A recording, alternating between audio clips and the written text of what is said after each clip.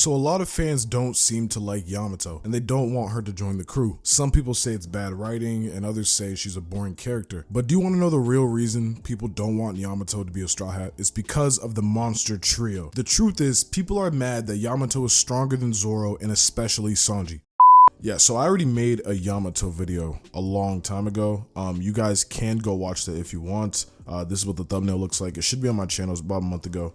I power scaled Yamato in the Wano arc, so if you want to watch that for a more in-depth analysis of how strong Yamato is, you can go watch that video and then come back. Alright, before I start, Sanji is my favorite One Piece character and easily the best written character in my opinion, and also he's one of the best characters in Shonen, again in my opinion, right? So I'm going to be as unbiased as possible while making this. So first we have to talk about the monster trio in general. I don't think fans understand that the monster trio is not Oda's idea. This is a completely fan-made concept. The monster trio doesn't exist in Oda's head. This is why during a vast majority of the post-time skip, people were very upset with Sanji because he was so weak. Oda didn't show Sanji in a great light until Whole Cake Island, and even by that point in the story, he never really got a 1v1. He was simply handling Oven and Daifuku by himself, which is a very impressive feat, but honestly, I wanted to see Sanji get his own 1v1 because it was the year of Sanji, right? But all the other years, Sanji was a gag and he was always getting used to display the enemy's strength. We saw Virgo take on Smoker and win, and then he almost defeated Sanji. So granted, Virgo is arguably Doflamingo's second strongest subordinate. Pika might be stronger though, I'm not sure,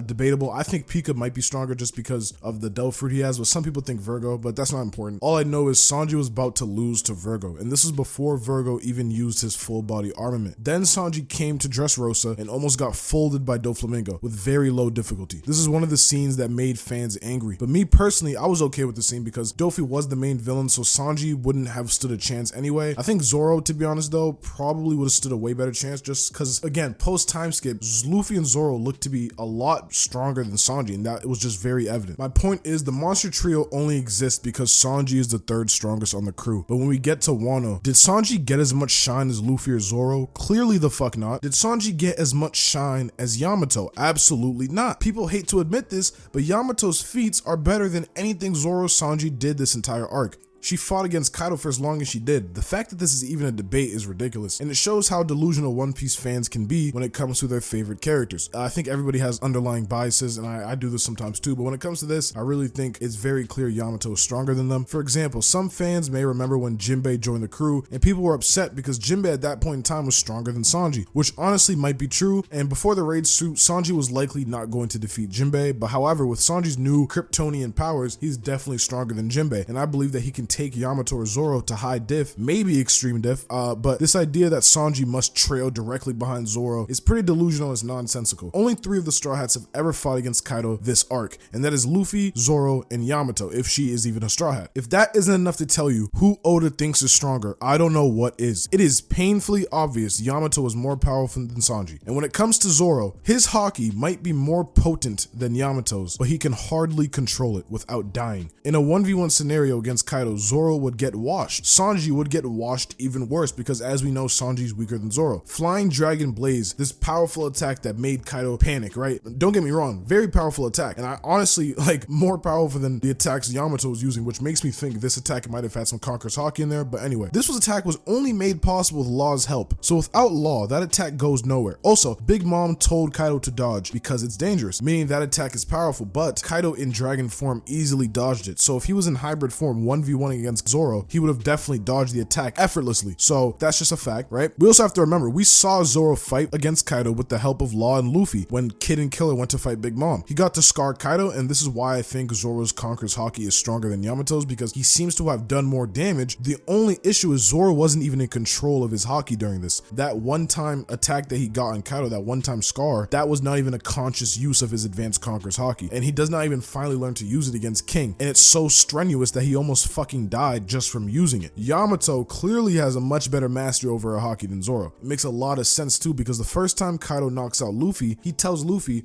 his Conqueror's Haki use is crude. He never said Luffy's Haki is weak, meaning that control is more important than potency when it comes to advanced Conqueror's Haki, because like Rayleigh said, Conqueror's Haki cannot be trained. This is your will directly manifested, and you enforce it onto others. It will only grow in strength with the user themselves. So while Zoro Haki is more powerful, he can't control it nearly as well as Yamato. So that is why he's not stronger than Yamato overall, in my opinion. I think Zoro is eventually going to surpass Yamato though. His Haki is already more potent and he's becoming the world's strongest swordsman. So he obviously will gain a mastery over his Haki and definitely surpass someone like Yamato, who doesn't have nearly as much aspirations as Zoro, which is obviously another reason why his Haki is probably stronger than Yamato's. Again, I think it's pretty unnecessary to blindly hate on Yamato's character just for the sake of Sanji. We also shouldn't pretend Sanji is just as strong just for his own sake. Sanji would never be able to hold off against Kaido for nearly as long as Yamato did, and neither would Zoro. And before you say Kaido is holding back, he's not. Yamato specifically mentioned Kaido is trying to actually kill her. She herself didn't even think he would try that.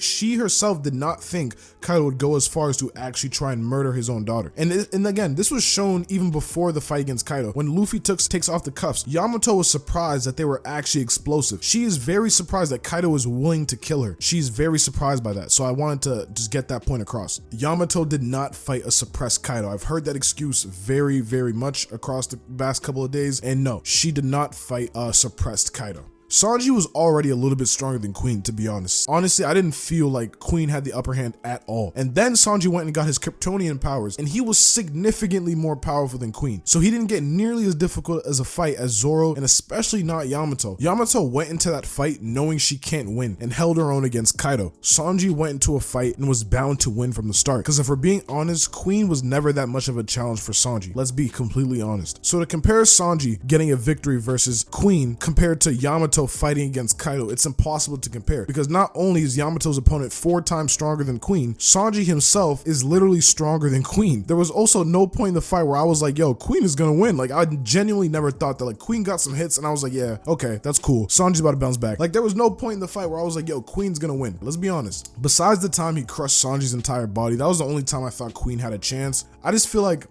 comparing Sanji's victory against Queen versus Yamato versus Kaido, it's a really hard comparison to make. Now, I don't want to bash Sanji the whole video. Sanji got very, very powerful upgrades, that's for sure. But Yamato has a mythical zone, and as Kaido says, it's a very powerful mythical zone, and he went to great lengths to achieve it. And she also has advanced Conqueror's Haki. So while Sanji's upgrades are incredibly impressive, she is literally being written to be stronger than Sanji. Because one thing we know for sure is Zoro is stronger than Sanji, and based on the evidence I provided, she is also stronger than Zoro. Just following chronological order in strength, Yamato is stronger than both of them.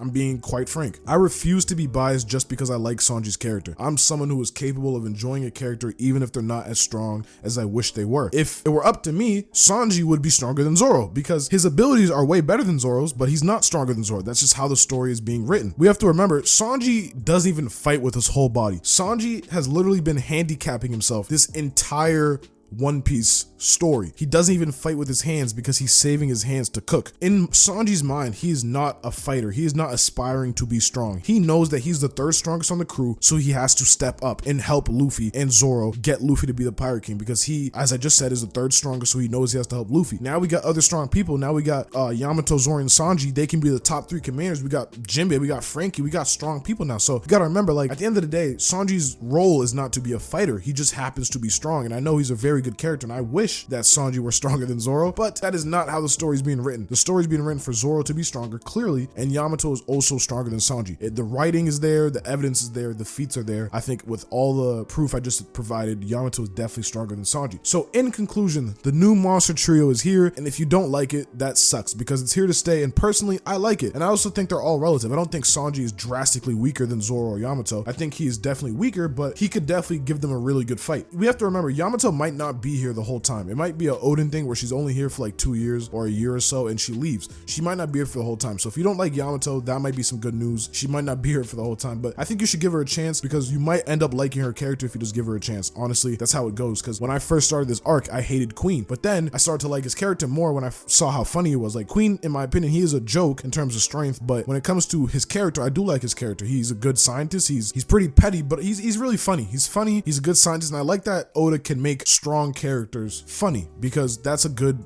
twist on like the trope, oh, the strong commander has to be super, nonchalant and powerful. It's a really good trope to see characters that are funny. So that's just something I want to point out. So try and enjoy the character without worrying about strength, and you might come to like Yamato. So that's all I have for today. I'll see you guys in the next video. Peace.